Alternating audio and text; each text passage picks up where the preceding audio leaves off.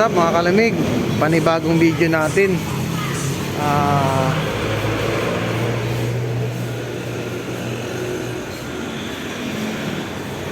Altera, Isuzu Altera.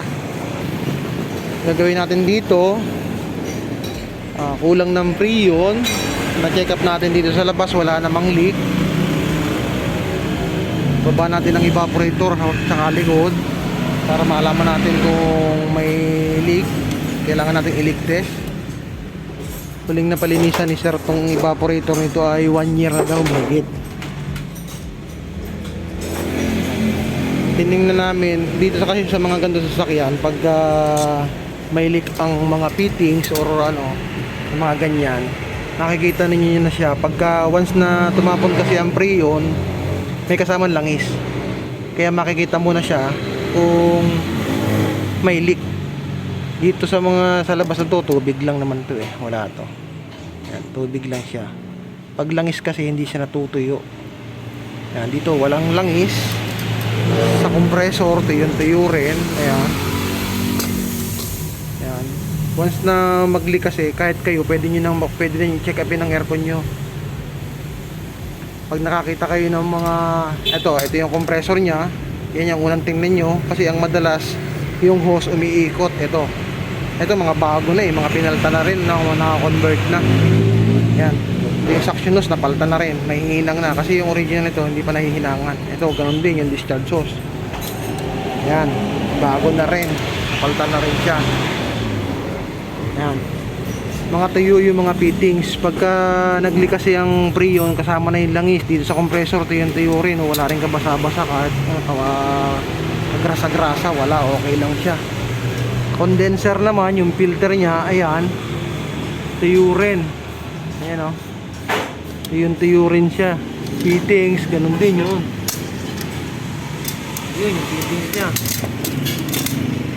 Ayan yung fittings, tuyo rin. Kaya ang malamang nito, pwede nating pagdudahan, baka ang evaporator ang may butas, para makita natin o masigurado na yun talaga ang butas. Sabay na natin ang cleaning para ma-check up natin yung evaporator niya kung may leak o wala. Ayan. Ito yung loob ng Altera. Ito yung ibinlag ni Doc Chris. Altera yung binalag ni Dr. Chris na. Yung pinalta ng pinalta ng pan na mechanical. Mechanical, ginawang electrical yung yung pan niya. Kinonvert, nilagyan ng pan ng para hindi daw masyadong magaan, kumbaga gumaan ang batak. Tumahimik yung makina niya. Ayan, itong Altera, hindi tanggal din ang dashboard. Tanggalin mo lang to. Yan, tanggalin mo lang siya. Tapos ilan lang tornilyo niyan? Tatlo. Ayan, isa doon, nandoon. Tapos doon, puro 10mm lang siya. Mahuhugot mo na to, itong evaporator na to. Tapos dito sa likod, yan, parang Innova. Tatanggalin mo rin tong gilid na to.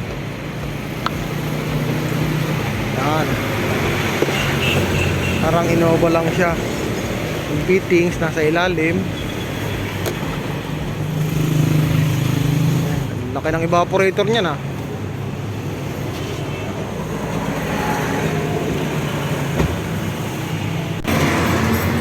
Ayan, ito yung fittings ng Altera. Sa ilalim. Nasa ilalim pero di fittings, hindi siya di tornilyo. Try nating magbaklas sa ibabaw. Baka naandun pwede nating baklasin mo sa ibabaw. Yung iba kasi nakagawa namin dito, ewan ko kung mas modelo rito yun o mas old model yung nagawa namin dito. Kaso hindi namin nagagawa ng video. Ito yun, ang sikip ng pinakang niyan, hindi mo siya mapipingit. Kailangan siguro magtanggal ka na ito. Pero hindi, nakatambol Try natin sa taas. Hindi kakasya rito yung pantanggal natin. Ha? Ayan, ito ang problema natin ngayon. Tanggalan natin yung fittings. Yung allen rings dito, kinalawang na. Yan ang madalas nagiging problema sa mga ganito pag hindi na madalas nabubuksan o kaya kalawangin na yung mga fittings. Ito ang kailangan nating matanggal ng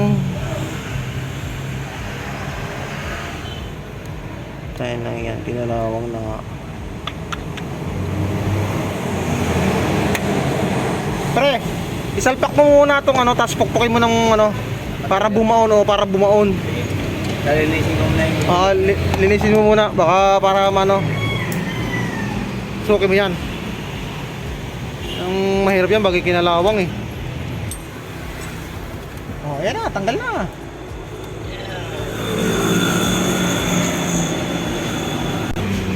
Ito. Ay, baba natin ang evaporator sa harap. Tingnan natin kung malilig naman ngayon. Ayan o. Ito yun na yan. Natanggal na natin dito yung evaporator. Yung pinakang fittings niya. Ayan. Ito na yung itsura ng loob ng housing ng evaporator. Ayan. Kita dyan na siya. Parang typical din lang na old model. Ilan yung tornilyo niya? Ito, isa, dalawa, tatlo. Meron tatlo na yan. Ayun yung isa. Puro 10mm lang sa taas. Ito yung drain. Negative. Negative. Tanggalin natin yung blower para malinis na rin.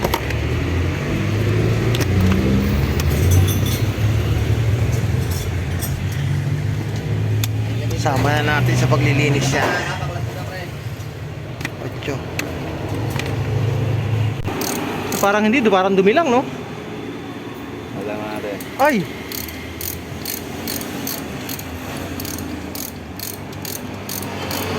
Parang walangis, oh. Parang naiipo yung pinakang ano niya, eh, no? Laman natin yan pag nalagyan natin ng panlikte. Pero parang napalta na yan, oh. Oh, palit na yan. Tigis natin mamaya.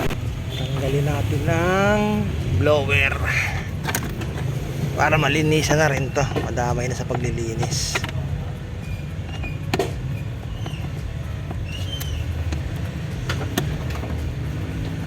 Tatlo lang din tornilyo dito nakalagay dito sa blower.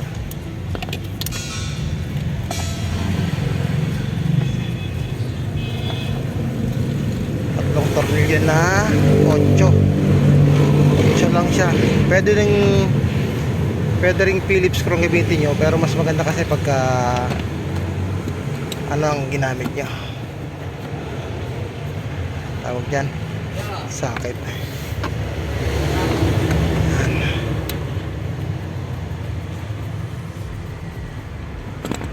Yung tornilyo niya, ayan, may metal screw din siya dyan. Hindi pa siya matagal. Ayan, madami na rin. Oh, grabe dami. Ayan, jackpotin dito sa likod. Ang hirap magtanggal ng fittings. Ang liit ng galawan. Pero hindi, pag natanggal ito, malaki. Kailangan lang talaga tanggalin yan. Cover na yan. Oo nga, tanggal nga yan. Ayan, ang luwag na. Masyado ka lang kinakabahan eh. Ha? Luwag.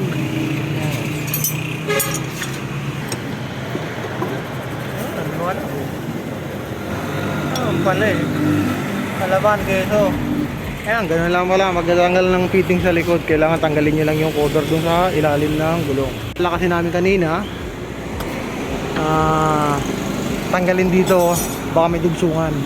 Para hindi na tayo magtanggal sa ilalim. Kaso binaak namin, hindi namin hindi namin mabaak.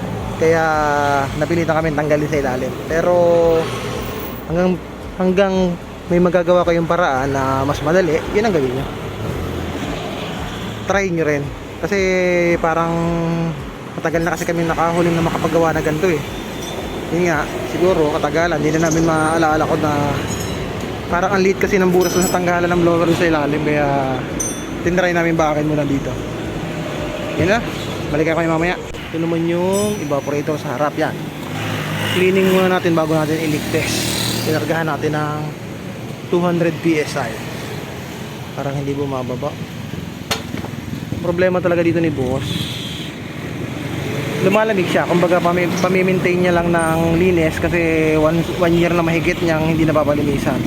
Saka siguro nararamdaman niya na kaiba na rin yung lamig niya ba. Medyo mahina na rin eh.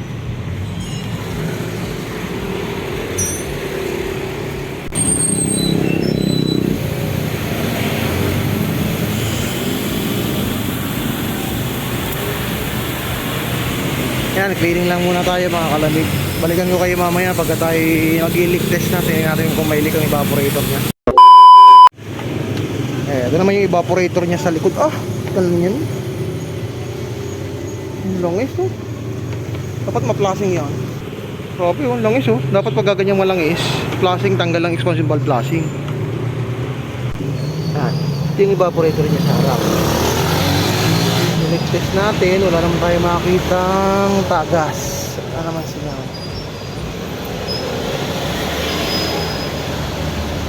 Pwedeng katagalan na lang, kaya nagbawas lang konti, kaya hindi masyadong malamig. Malamig naman siya kaso hindi siya kagaya ng dati. Okay naman yung evaporator na. Wala naman leak.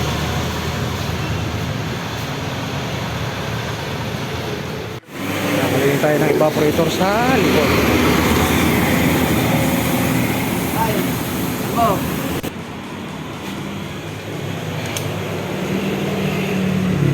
Asang ka na? Hilik ka. Hindi mo gumalaw yung karga. Ha? Hindi mo lang gumalaw yung kinarga.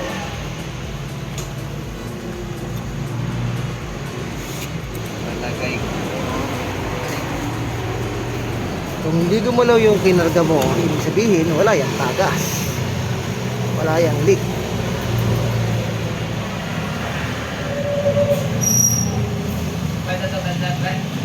Ha?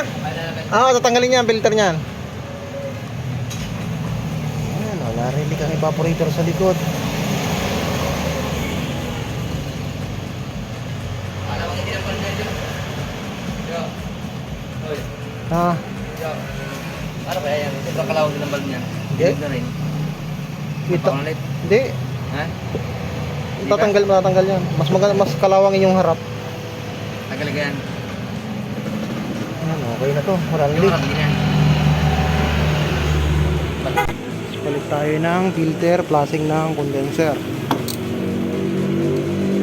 Pag magpapalit nga pala kayo ng filter, kung kayo hindi dito sa amin makakapagpagawa, huwag nyo lang papalitan ng basta ng filter. Ang kailangan nyo ipa-flashing yung condenser.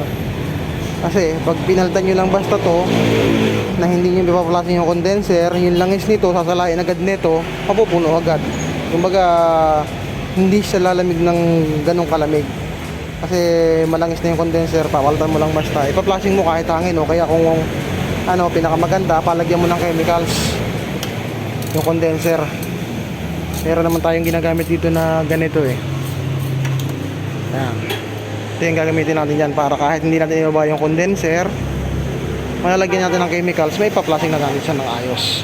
Ito na yung ating panlinis na no backlash condenser. Makakapag-flashing tayo ng condenser na hindi na natin kailangang ibaba ang condenser. Gamitan na itong ating canister, nakalagay dito yung chemicals na pang-flashing natin. Itong isa nakalagay sa nitro, puntayan. Tapos puntang fittings ng condenser. Yan, bubuksan na natin.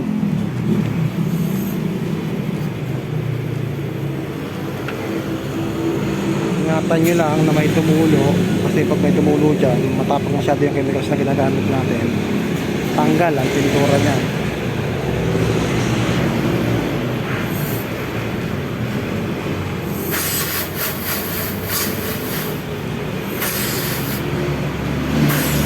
Sa filter yan?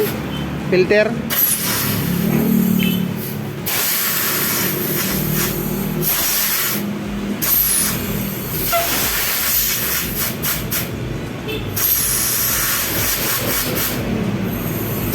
Ayan, flashing din tayo dito sa maliit na tubo. Nag-flashing tayo dito sa isang tubo.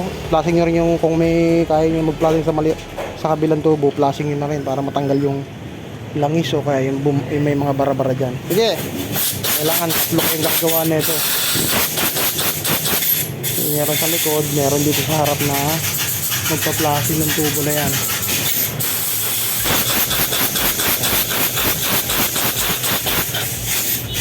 Wala. Matanggal lang yung bara. Okay, may taklob naman yun. Tanggalin ko na lang. Tatok mo muna.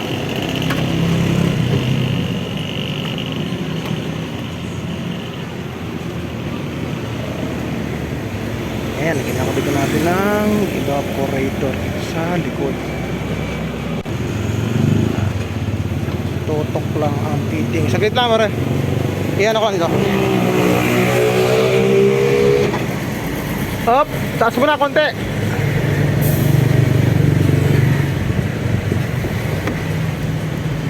Okay, nabababa naman pala. Kabit mo na dyan.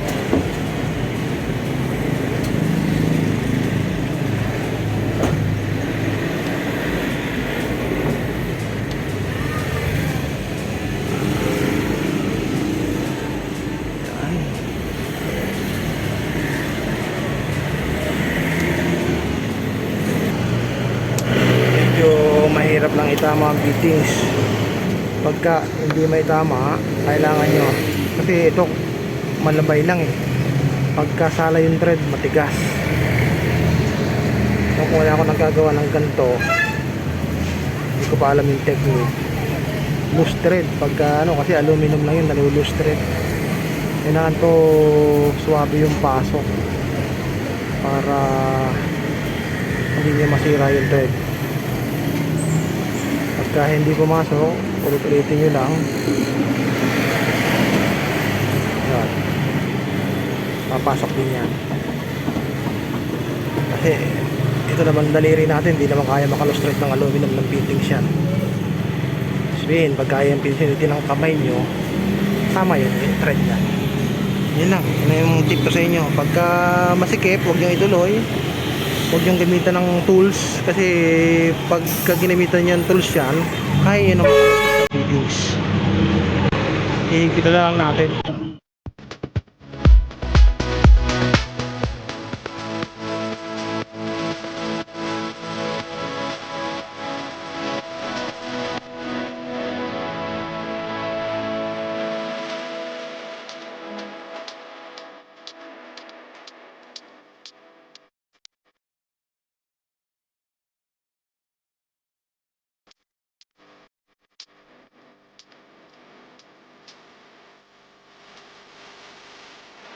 Later that same evening.